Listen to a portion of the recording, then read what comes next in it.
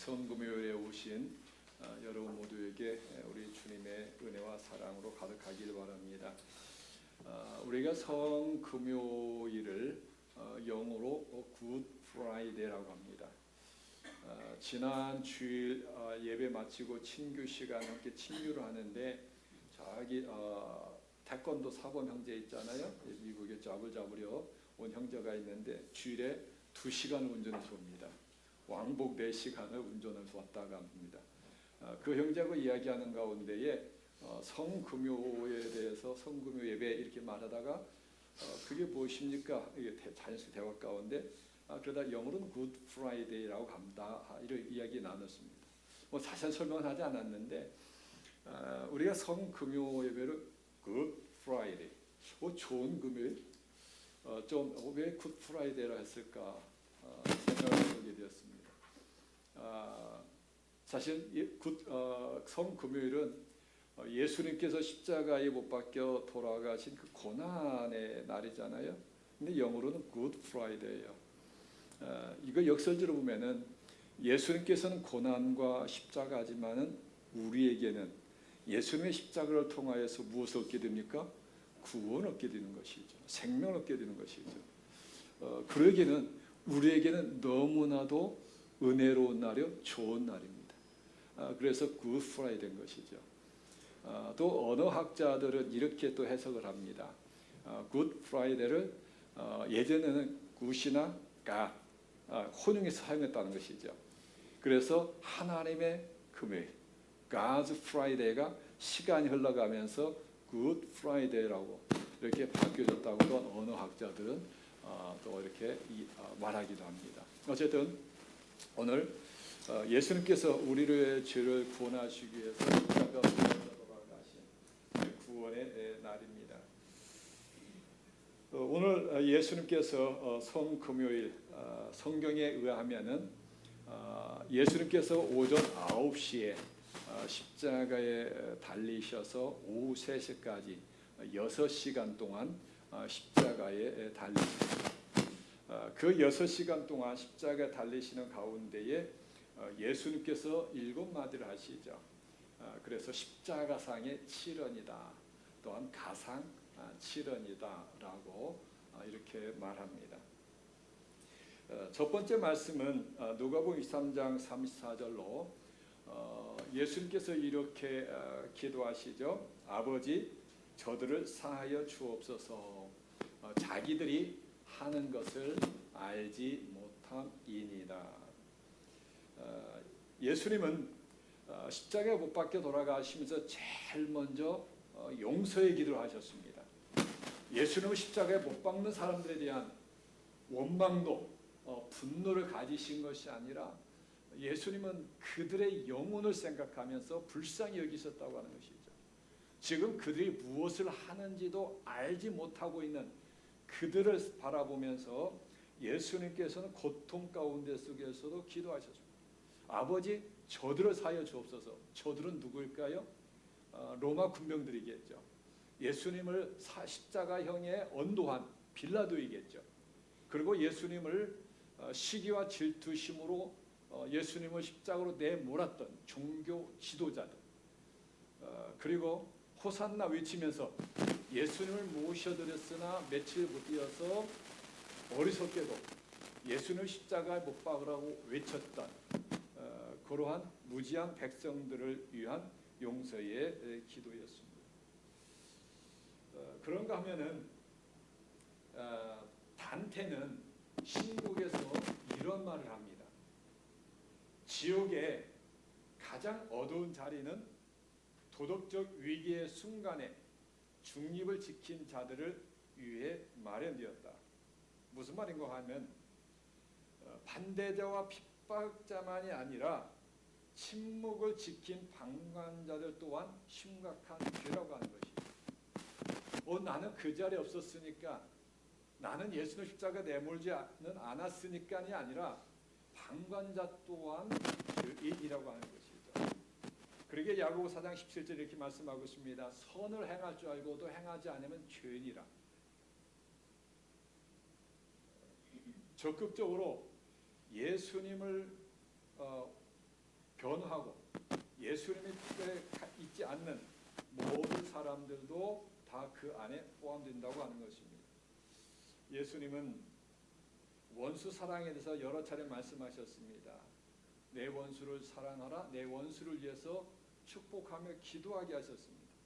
이런 것이 7번이라도 용서하라 말씀하셨습니다. 그리고 마지막 십자가의 고통 가운데 예수님께서는 제일 먼저 용서의 기도를 하셨다고 하는 것입니다. 바로 그 예수님의 그 용서가 있기에 우리도 오늘 이 자리에 용서받은 자로서 올 수 있게 된 것입니다. 예수님의 첫 번째 기도를 통하여서 우리 또한 용서의 삶을 살아야 함을 우리에게 가르쳐주고 있습니다. 사실 누군가를 용서한다는 거 쉽지 않습니다. 그러나 예수님을 따르는 제자의 삶이라고 하는 것은 다른 사람을 용서하는 그런 삶이 되어야 한다고 하는 것이죠. 오늘 예수님의 십자가 앞에 다른 사람을 용서하지 못한 그 마음도 회개함과 더불어서 다른 사람을 용서하는 그 자리까지 나아갈 수 있는 저와 여러분들 되기를 바랍니다. 아멘. 이제 두 번째로 예수님의 기도는 예수님의 말씀은 이것입니다. 이제는 좌우에 있는 그런데 강도 예수님의 좌편 우편에 두 강도가 있었습니다. 그 중에 한 강도가 하신 말씀이죠. 오늘 내가 나와 함께 낙원에 있으리라.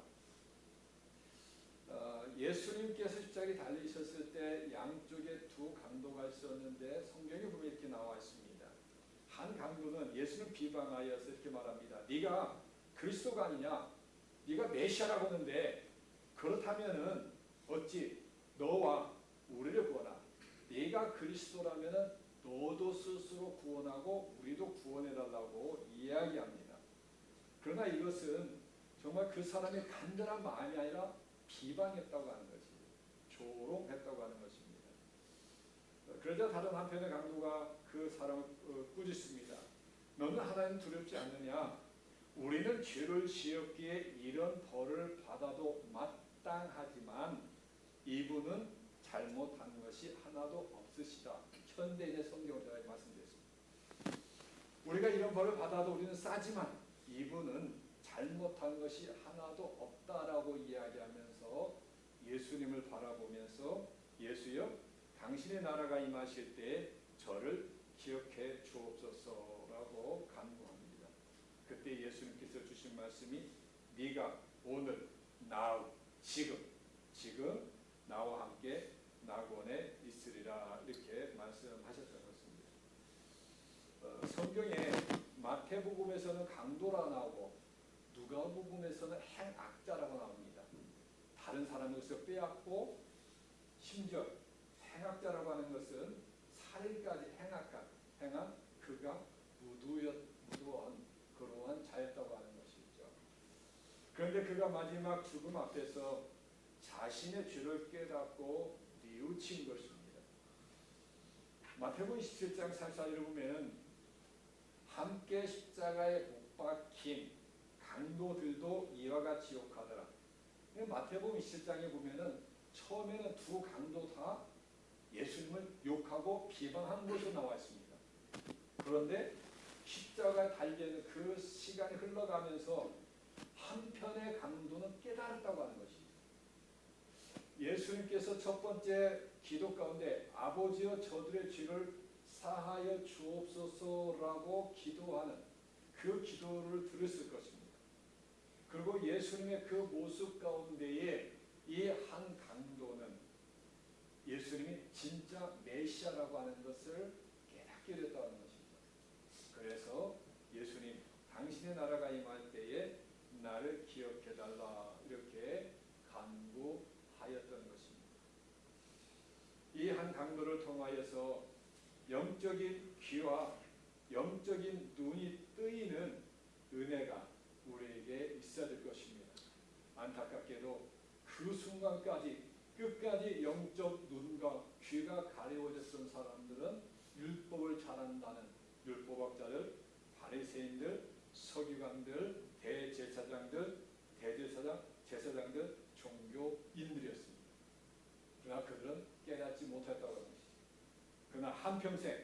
쥐만 지었던 이런 강도조차도 마지막에 예수님의 메시아임을 깨닫고 회개함을 통하여 천국의 구원의 은혜를 받았습니다. 죽음을 맞이했을 때 가장 비극이 무엇일까요? 예수님께서 나는 너를 모른다라고 하는 거예요. 제가 새벽교회 목사를 했는데요. 제가 40여 년 동안 섬겼는데요. 평생 주님을 섬겼는데 그런데 주님께서 나는 너를 모른다 라고 말씀하신다면 그것은 가장 비극일 것입니다. 반면에 오늘 내가 나와 함께 있으라는 예수님의 말씀과 더불어서 언젠가 우리가 주님 앞에 섰을 때 잘하였도다 착하고 충성된 종아 네가 나에 맡긴 일에 충성을 다했구나 이제 쉬어 나와 함께 있자 이 말씀을 들을 때에 가장 우리는 기쁠 것입니다. 제가 우리 새벽교회에 그 웹페이지 가운데에 목회자께 그 소개하는 것 가운데 목회의 바람, 철학이 쓴 것이 있습니다. 그 내용 중에 하나가 이겁니다. 짤막하게 써놨는데 마지막 때 정말 주님 앞에 갔을 때 잘하시다 착하고 충성된 종아라고 이 말을 듣고 싶습니다 라고 써놨습니다.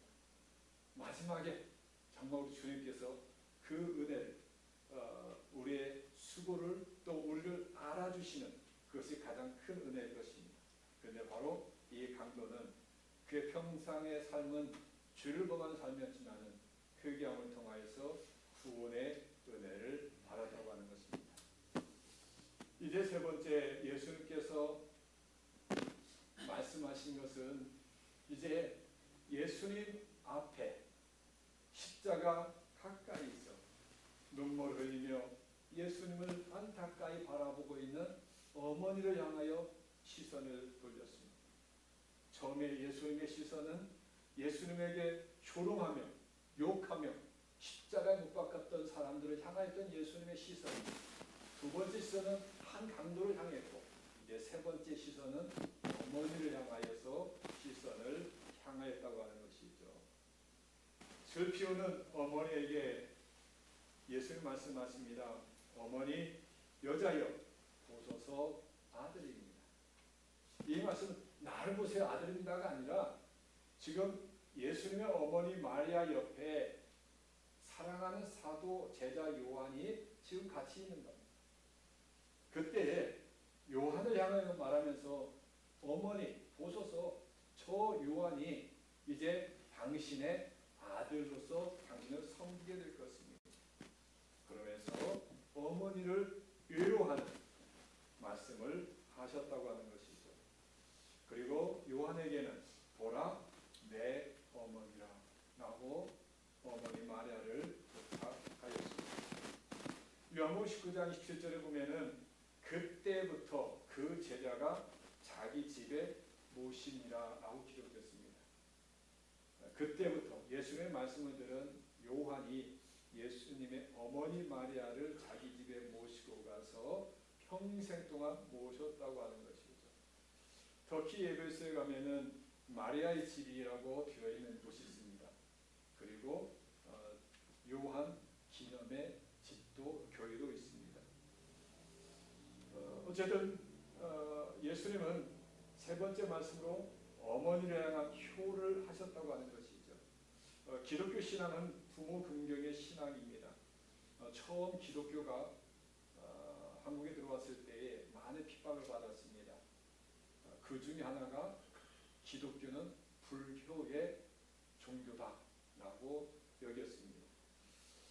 그 이유는 제사를 드리지 않는 것 때문이었습니다. 제사는 우상 숭배와 같기 때문에 제사를 드리지 못하도록 선교사들이 이야기했습니다. 그런데 제사가 무엇입니까? 제사라고 하는 것은 죽은 후에 하는 것이죠. 성경의 강조는 뭡니까? 하나님은 산자의 하나님이라고 말씀하시면서 살아계신 하나님께 예배하듯 살아계신 부모님께 최선을 다해 공경과 효도할 것을 말씀하고 있습니다. 우리가 우리는 잘 알고 있습니다. 사람에게 준 첫 번째 계명이 부모 공경이죠.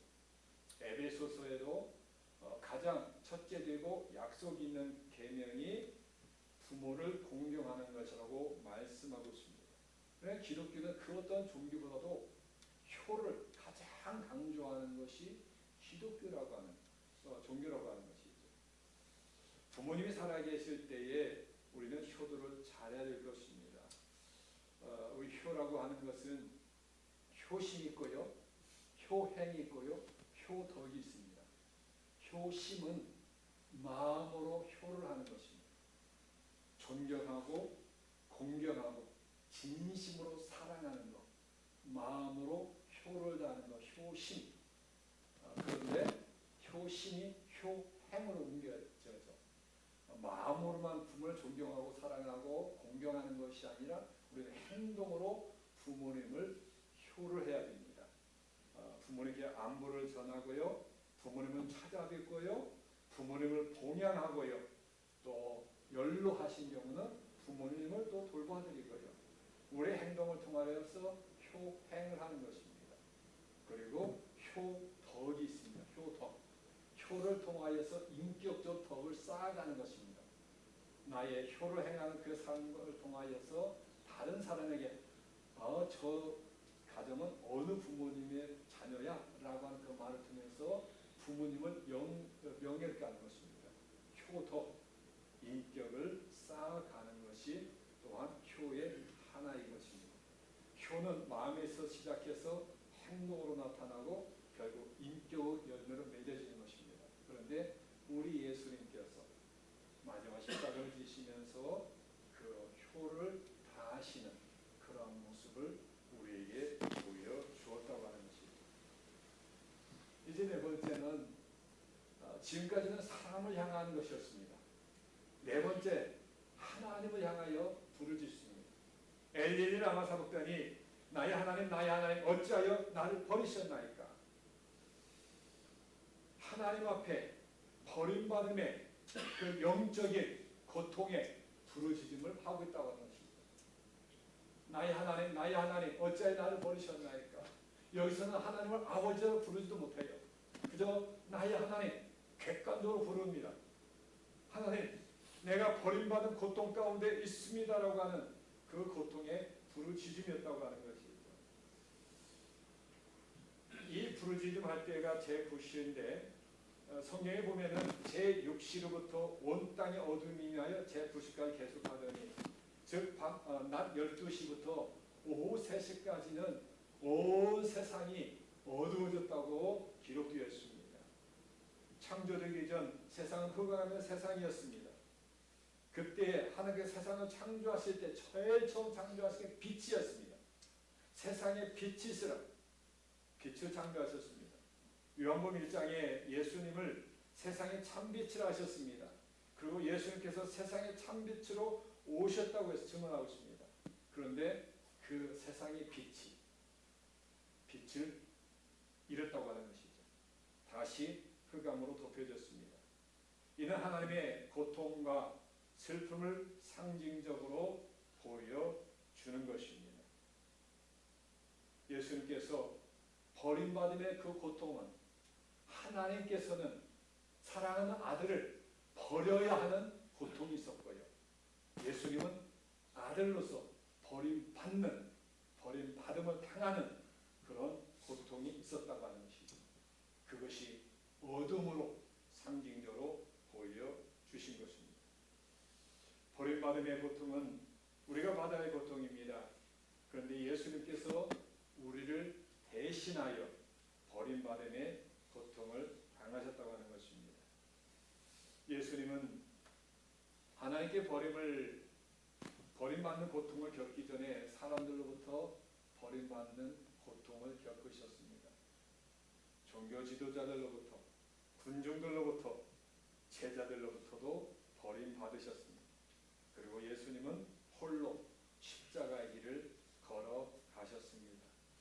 때로 우리도 믿음의 길을 걸어갈 때 홀로 걸어가야 할 때가 있습니다. 때에 따라 사람들로부터 멀리 당함을 당할 때도 있을 것입니다. 그때에 우리 예수님의 십자가에서 외치셨던 나의 하나님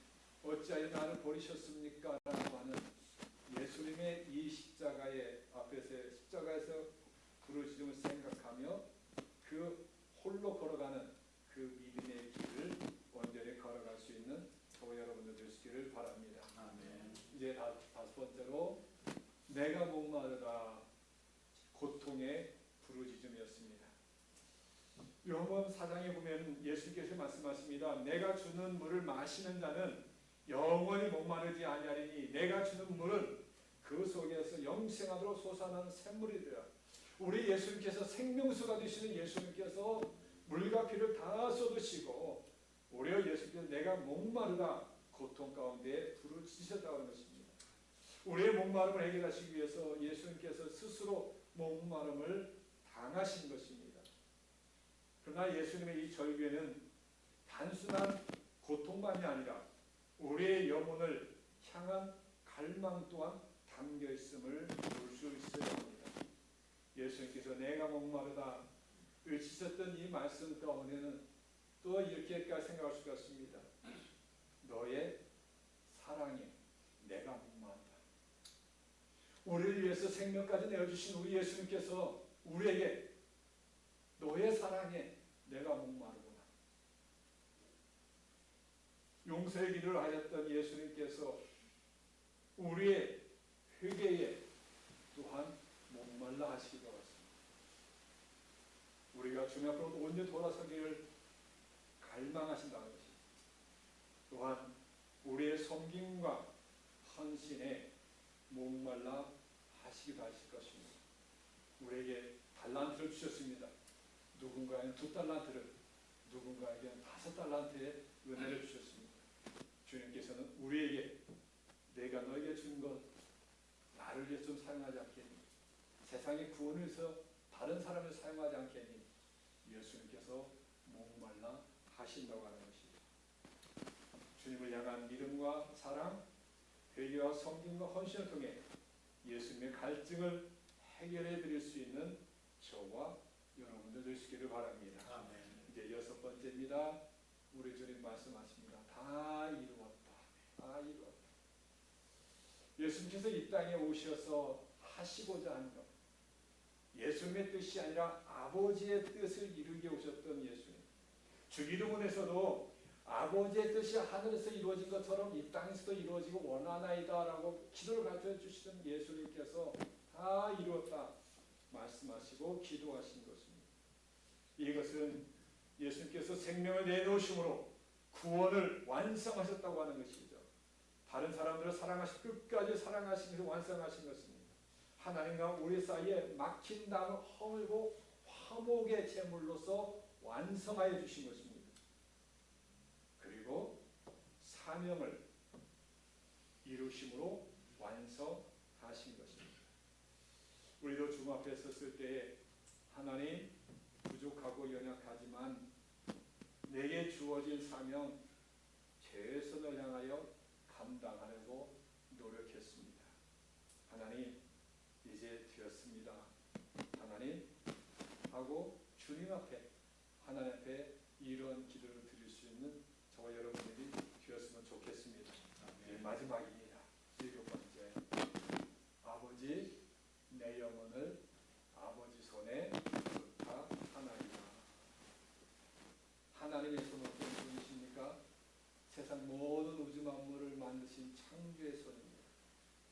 모든 연약한 자를 붙들어 주시는 도움의 손길이십니다. 전능자의 손이시요 보호자의 손이십니다. 그 손에 우리 예수님께서 아버지 손에 나를 부탁하나이다 라고 기도하셨던 것입니다.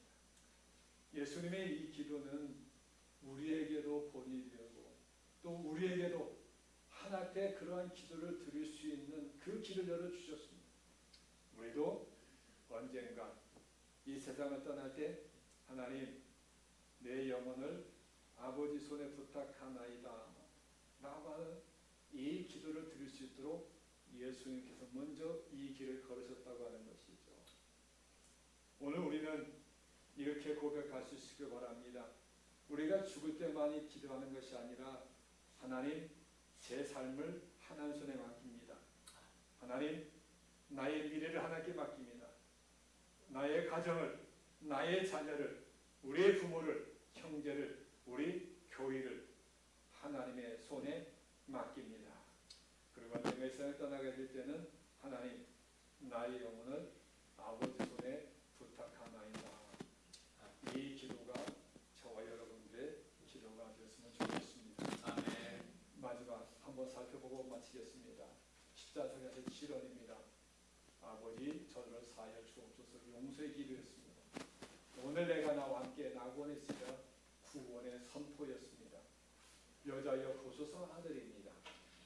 내 어머니랑 효도의 말씀이셨습니다. 엘리야마 사박단이 나의 하나님 어찌하여 나를 버리셨나이까. 버림받음의 부르짖음이었습니다. 내가 목마르다. 육신을 가시던 예수님의 고통의 외침이었습니다. 다 이뤘다. 모든 것을 성취했다. 승리의 말씀이셨습니다. 그리고 아버지의 영혼을 아버지 손에 부탁하이나 맡김의 외침이었습니다. 십자가에 사셨던 예수님의 기도한 말씀이 우리의 삶에도 기도와 결단과 고백이 되어서 주님의 십자가 사랑을 실천해 나가는 저와 여러분들이 다 되시기를 주님의 이름으로 축원합니다. 아멘. 기도하겠습니다. 사랑의 아버지 하나님, 오늘 사순절 특별히 고난주간 예수님께서 6시간 십자가의 고통 가운데 말씀하셨던, 기도하셨던 7마디의 이 말씀을 짤막한 시간에 살펴보았습니다.